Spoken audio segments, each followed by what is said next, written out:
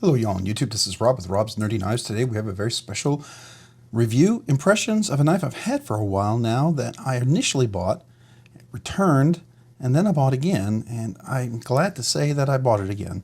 And I'm glad to say that I have it in my collection now because this is a knife that I very much enjoy. Today we're going to be taking a look at the Quiet Carry iQ-L. That's for the large IQ, and we'll go ahead and go through our typical review format, go through the various things that we like to cover in this particular review.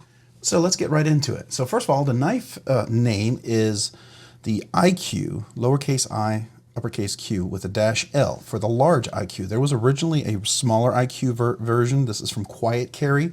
It's the manufacturer. Well, actually, they OEM to someone in Taiwan, and no one really knows. They keep it kind of close to the books, which I understand because the quality on these knives is phenomenal. Now, my knife's been used quite a bit. It's a little dirty because I use my knives right, so there you go. But this knife has been phenomenal. I've got several of their knives that I very, very much enjoy, this being one of them as well.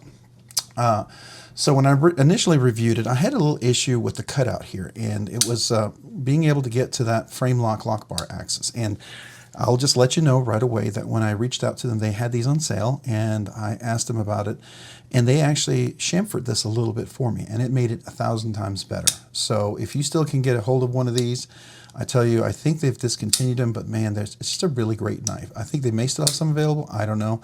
Hopefully it'll bring some back, but this was a little tough because it was radiused. It was a radius chamfering here, and that kind of dug into the finger. Once they relieved that a little bit, it was so much better. Well, when I got it, I enjoyed that. That was really good, but I decided, you know, let's go ahead and go for it and take it just a little step further. And I used my Dremel, and I just chamfered just a little bit more and a little bit more here, and I got rid of both of the sharp edges. And I can tell you, without those sharp edges, this is just really very, very nice now. Very fun to use. It is a fully concealed blade, as you can see that it's in the blade and it's a flipper only. The designer, it's Quiet Carry. I believe it's an in-house designer. The people who bring you Quiet Carry are the ones who designed it. I don't know their exact names one of these days. I hope maybe at Blade Show Texas or something I get to meet the fine people. Love to have a chance to talk to them. I think it would be really awesome. But let's talk about this. The scale materials are titanium, really well done. Love this beautiful texture pattern on their scales. Just, they do this so well. Several of the other knives, I have this. I have it on the Quiet Carry Drift L, which has that texture as well, which I think is really phenomenal. And they do it on many other knives. They do a fantastic job on the pocket clip, one of the best. It is right-hand tip-up only, but man, this is the best way you could ever possibly do a pocket clip, fully concealed. This is as discreet as it gets. The little 3-4 dots there is typical of Quiet Carry. It is a frame lock. They make that cutout for the frame lock right here. It is on the inside, so it's completely, you know, hidden out of the way, very comfortable. So that's really great. The materials on the blade, this is M390. We can see that right there, M390 blade steel. It's a hollow grind. We can call this a sheep's foot, reverse Tonto, you know, Warncliffe, whatever you want to call it. We can modify it, whatever. I know they'll have a specific name for it, but for me, it looks a little bit like a, you know, sort of like a sheep's foot, maybe reverse Tonto modified kind of version. I like it. I like this blade. It's very functional for me, and it works really well. Great for pinch gripping and just for regular cut. It's a very good size knife. I have large hands, so I have plenty of extra room, so extra large, double extra large hands I think would have really good ability. You could do the trigger kind of choke up thing here. Treat that as a choke up. You got to be careful. You don't want to slip onto that choil. It is very sharp, and yeah, but you could do that, I guess. You could do more like a pinch grip like that. That would work really well. So beautiful hollow grind. It is, if you can see, stone washed, which is really great for covering up a lot of things. You saw I had stuff on the blade because I use this knife. Beautifully, nicely rounded on the edges. There's nothing sharp up on top.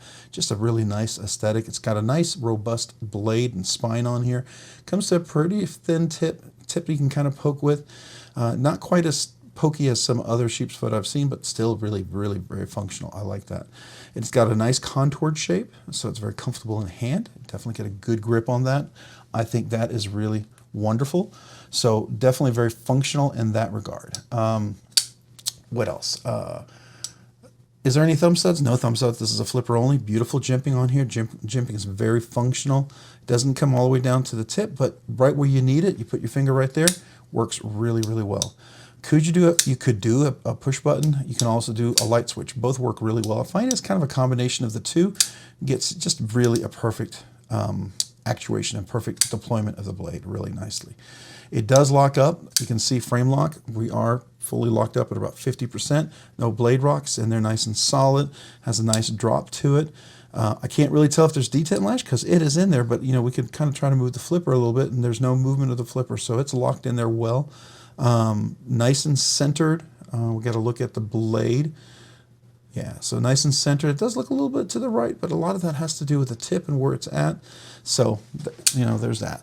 I use this knife quite a bit, and I haven't, you know, checked it to see if it was, yeah, it's still pretty solid in there. Yeah, so, you know, this is one of those knives I really enjoy carrying, and I carry a lot. So, there you go. This is also stone washed in the back, so that looks really well.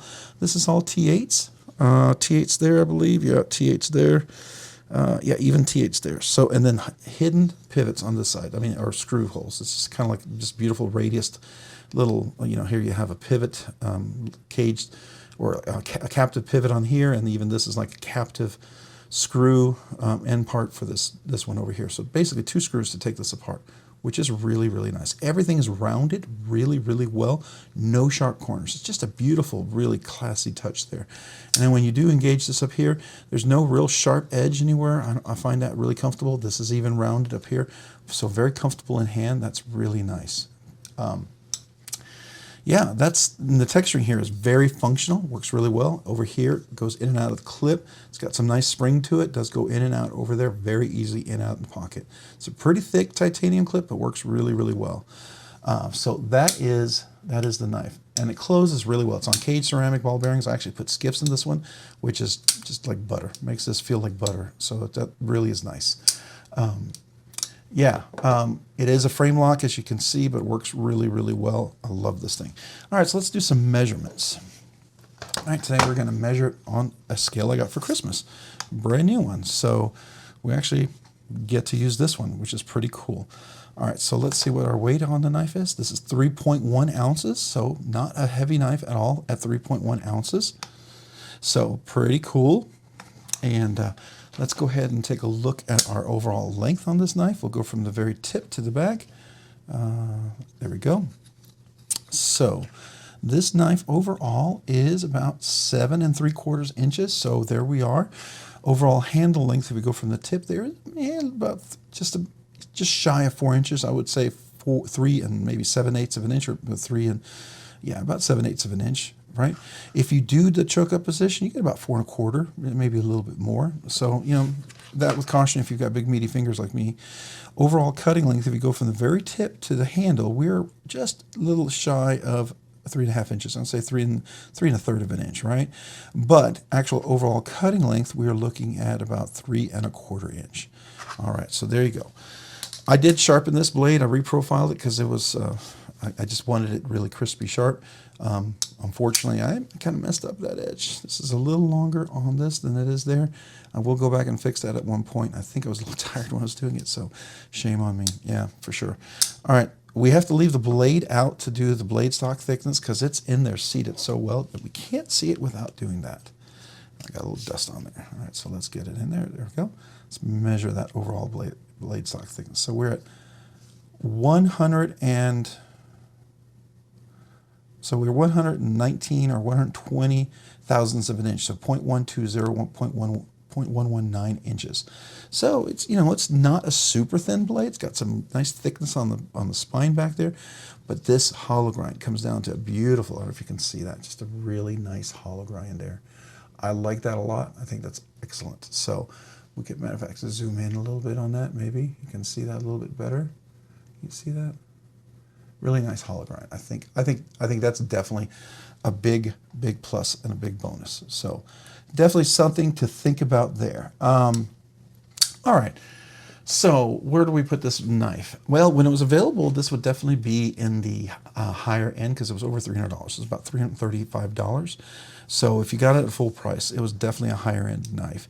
It did go on sale before they discontinued. I think they're removing the stock for whatever reason, which is a bummer because I love this knife now. I think once you fix this kind of chamfering here and make this just a little easier to get to, a little better access. This knife is amazing. It really is.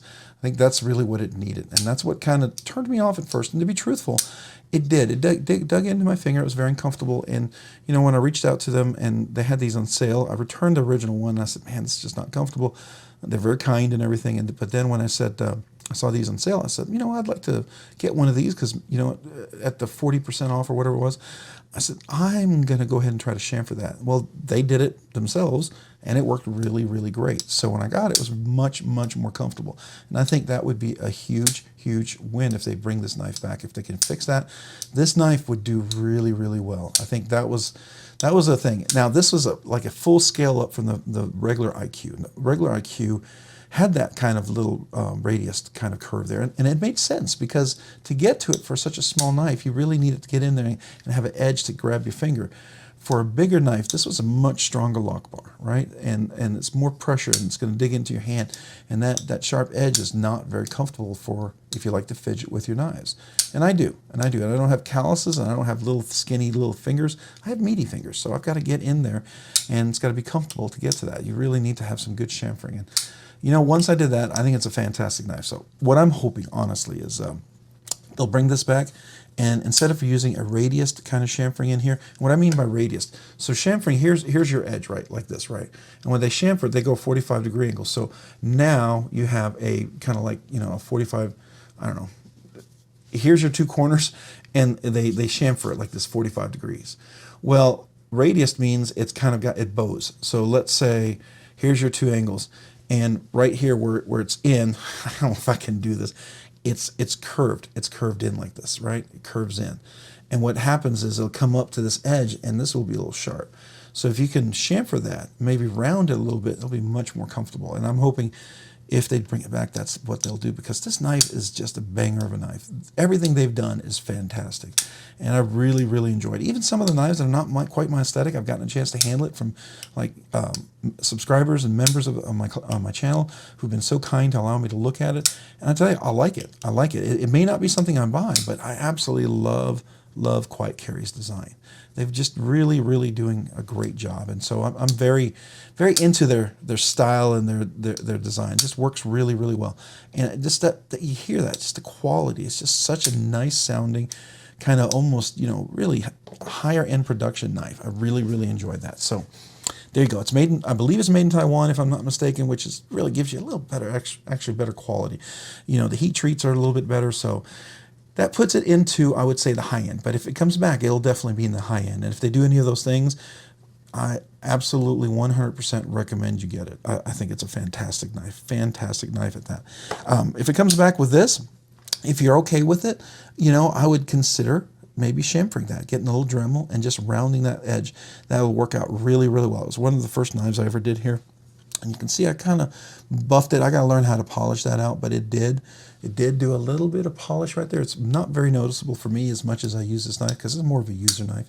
It's not a safe queen at all. I mean, for some people, maybe if it is, then don't do anything to it and keep it. But if you like to use your knife, that to me was absolutely worth it. So, is it EDC? Absolutely 100% EDC. I like this knife a lot. It is a very kind of a classical gentleman's carry. It's very discreet. The blade's completely hidden out of the way.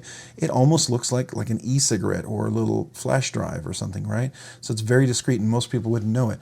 And when you open it, you can open it very, kind of a calm and you don't have to get real loud. You don't have to, do a flip and like, here I am with my knife. Very, very kind of officely. You could do that, open up letters, envelopes, so it's really nice in that regard. Action's beautiful, closes, very smooth, very quiet, very elegant. I like that. Hard use, I would say hard use for a frame lock with a, smaller, thinner knife like this. It is nice and rounded. You know, there's a contour here to the scale, so it gives you a good, I think, grip, and the texture really allows you to present well and hold it well. I like that. This clip is beautifully rounded. There's no sharp points, not digging in. There's no sharp points anywhere where it's digging in, so that's really, really, really comfortable for me. I like that. I like that a lot. Even the spine back here, but it's flat enough here where if you do need to push down or push down, you can push. Now, is there any jimping there to hold you? No, there's not, but there's nice texture to hold my hands in place. They're not going to slide on this texture with some force, so that's really nice. It's almost like the jimping has been kind of put on the texture, and I love their texture. They just do such an outstanding job in texturing. And yeah, I'm a fan. I'm a fan. I'm not going to lie to you. I'm a fan of their stuff. I'm not paid to be a fan of their stuff. I like their stuff. I pay for their stuff, and I'm a fan. So just so you know that, okay? Is it a collection piece? Absolutely, this could be a collection piece. For many people, this might be a very nice collection piece. I do use every knife that I have in my collection, so I don't really have a safe queen except my dad's knife he bought before World War II, almost 100 years old. So it's a safe queen because of who my dad bought it and gave it to me. And it's not because it's fantastic knife or fantastic steel at all. No, it's more sentimental. So there you go. The design. The design is a frame lock, beautifully rounded, chamfered all around, very comfortable, great in the hand, great in grip, easy to flip. The flipper works well. It really, it's hard to fail that flipper. I mean, you know, is it possible? Probably, but I really would have to go out of my way to do that. Let's see, can we even do it? Yeah, we can. And it's real hard. I have to really control that, because if I just do it just like a regular, see, it's gonna open up every time. If I just even try to do it very light here, just regular like that, it's still going to open up. And then if I do like regular, it's going to absolutely deploy very nicely. I love how it's flush in here. A lot of that, you'll see the tip is really nice and centered here. I did put skiffs in here, so that's really great. It's beautifully sharpened. It came in nice and sharp. It's a good heat treat, because I do know when I strop this, it's not super easy and quick to get the edge back, even though I did re-apex the edge and on the angle there. But yeah, opening and closing is nice. It's got a beautiful smooth action, especially with those skiffs in there and really broken in now. It just has a nice buttery smooth feel. There's no grittiness. I like that. I like that a lot. Something I always really care a lot for with Quiet Carry. They have a lot of that stuff. Opening, closing, just beautiful, very good. So Fidget Factor, you know, here you have a flipper, and you have a flipper only, but the design is done and executed so well. You know, there's very few knives that can do flipper only and execute it well. You know, I think of my Herman Sting. I think of my Shering, right? Those do the flipper only, and they execute it very, very well. This one is one of those. It really does. It executes it well. The flipper works. You got plenty of hand, plenty of execution. I mean, this doesn't make my finger, doesn't rub my finger wrong. It doesn't make it sore. It just really works. So in that regard, it's excellent. But it's a flipper only. So to be fair, the Fidget Factor for this, but because it's done so well, I'm going to give it a 3. You get a full 3 points because it really gives a full sense of that one Fidget Factor. Now, you know, if I had a fuller, if I had a thumb, you know, if a top flipper, yeah, that could change everything. But if you do a top flipper up here, you know, that means this has to be sticking out a little bit. I mean, could you get away with that? Because theoretically, that part would be hidden in there. Yeah, you absolutely could. You could make this, you could put just ever so slightly a little flip, and then this could be a top flipper, and you can have that. Yeah, that might be very, very enjoyable for a gentleman carry. It really would. Maybe that will be a future design, a future idea for them. I don't know. But this is but it's still a beautiful knife. I like it. Now, I know today everyone likes to have multiple deployments, so maybe the reason why they are redesigning it, maybe they're going to come out with something like that. And if they do, I think that would be an outstanding idea, because the way this is designed and the way this comes up right here, it's going to go in here, so, you know, all you need it to do really is to have this little part protrude, and it just needs to have a nice roundedness. They don't need to be all weird and crazy, you know, and I think they will do that excellently. Don't get that super tippity point thing. That I'm not a big fan of that, and I think that rounded kind of top, I think, would just make that work really nice. Yeah. Anyways, needless to say, 3 out of 10. I know I rambled because I really like this knife. I've had it for a while. I've enjoyed carrying it. It's one of those knives that I was unhappy. I returned and I bought it again, and I'm super happy. You know, it was just, you know, there was just a little thing here, and even then they chamfered that. Man, they just really appreciate them doing that. And then I was able to use my Dremel and made it even a little bit nicer, quite frankly. But that's just me. I really wanted just a little bit more. But that little part right there, if they do that going forward, I think it's going to be fantastic. Anyways, so 3 out of 10. So as far as fidgety goodness, what would I give it for those 3 out of 10? This knife actually executes it 100%. You get a 3 out of 10, but you do the 3 out of 10 perfectly. It really does. This right there, absolutely excellent. Once you fix that chamfering, okay, so now if you get this radius cut and sharp, yeah, it's going to give it probably about an 80. It's going to give an 80, and you're taking 20% off because after a while this gets very uncomfortable. But once you get rid of that radius sharp edge and you round that, this is absolutely 100%. It's a banger of a knife. It really is. And I think it's worth it. And you know, even if you just take it apart and you manually file just that little edge right there, I think it's absolutely going to make this knife night and day and just fantastic. And it flips really nice left-handed as well, I think. You know, you just got to don't put your finger right on there. But even then, see my finger on there? I can still absolutely flip that. You see that? So my finger's right on there. Absolutely no problem flipping that. So, you know, it's not one of these things where it's locked up and I push down now. It's a little hard here, but if I just rest my finger, absolutely can, actuate that blade. I can, deploy it and open it. So, yeah, I think it's a 100%. Really, the way I have it now, obviously, the way I have it. So, overall thoughts, is it recommended? Absolutely recommended. At first, I was not going to recommend it. Now, I will tell you, if this is a point for you and it's uncomfortable, and you're willing to do a little with a Dremel, just kind of soften that edge on there, or if you get one of these and they've already softened it, I think this becomes absolutely 100% no-brainer recommended knife. You know, and if they bring them back and they do that, oh my gosh, it just makes this knife beautiful. So, but that's me. I fidget with my knives a lot, and that's important to me. It may not be to you. You may like that edge. I don't know. But for me, I find that to be really important in my knives and the way I use them. So there you go.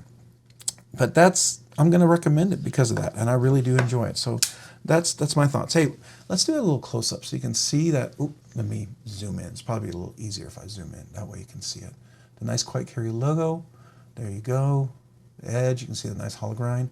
You can see that beautiful texturing and that milling pattern they have on there. It's just really nice. Love their texture. Let's look at the back. See that nice stone washed right there. And you can see the blade edge on the back, the M390 right there. Beautiful hollow grind there as well. Now we can see that wonderful job they do on that clip. Just really excellent. Nice relief on the inside. You can see that. A lot of weight relief, a little milling out there. Really great job. Really nice. And there's the chamfering on the clip. So let's focus out a little bit and we'll get a nice shot of the overall blade together. I think it's just really banger of a knife. I do. I recommend this knife. I think you'd be very pleasantly pleased, especially if you can get it still on the sale, or if they come back and they fix that one thing. And really, that's all they need. It's just that one little thing. This knife is outstanding. And if it doesn't bother you, this knife is outstanding. And if you're willing to just use a little Dremel, smooth that out, this knife is outstanding. All you got to do is get rid of that little edge, and it's perfect. And if they do that for you, this knife is outstanding. So there you go. Those are my thoughts. I really do like my Quite Carry iQ-L, the large IQ. I was so happy I had a chance to buy this again, and then do a little touch up on that, which they were kind enough to do because we talked about it before. Their knives designs are great. I really have enjoyed just about everything from them. I've even tried the Waypoint when somebody lent it to me, and I like it. Is it a knife I would probably get in my collection? Probably not, but I like it. I like it. I love what they did with it. I think it's fantastic. Just may not be my cup of tea aesthetically, right? But that's okay. It doesn't have to be. All right, so that's my thoughts, my review on this knife. If you have any questions about this, any questions about the knife, any questions about my thoughts on it, please comment down below. I do like to hear your comments. I like to interact with you guys. I appreciate that. That's what I really enjoy about this channel, the ability to talk to you guys. So love to hear from you.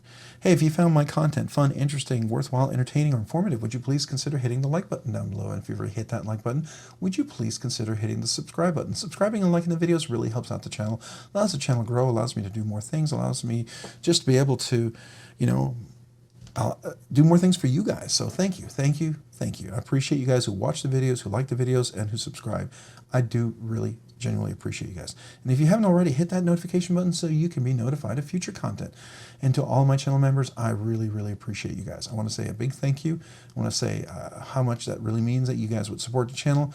I'm honored by it. And if you are on the fence and you're thinking, man, maybe I'd like to become a channel member, there's a link down below. Would love to have you. There's no requirement, but would love to have you. It would be an honor to have you as a channel member. Just let you know that. I would consider it an honor to have you as a channel member. And there is some benefits with that. We have a once a month giveaway. I will be doing one in January. If you see this video, I don't know if this video will drop before January or after, before in December or January, but if you see it in January, if December still, then there will be a next giveaway will be in January, and then in February, and so on. So also you get some stickers. Anybody who becomes a channel member, if you are an Uber nerd, the top tier, I have a really cool sticker for you, and you get special channel content, you get behind the scenes stuff, polls, all sorts of stuff. So I just want to tell you how much I appreciate you guys. Thank you. Thank you to every one of you. You guys are awesome. Just know that. And if you haven't already, let me find my little card. Check me out over on Instagram at robs_nerdy_knives. Again, that's on Instagram at robs_nerdy_knives. Thanks so much for watching today. Have a great day and a great week. Bye.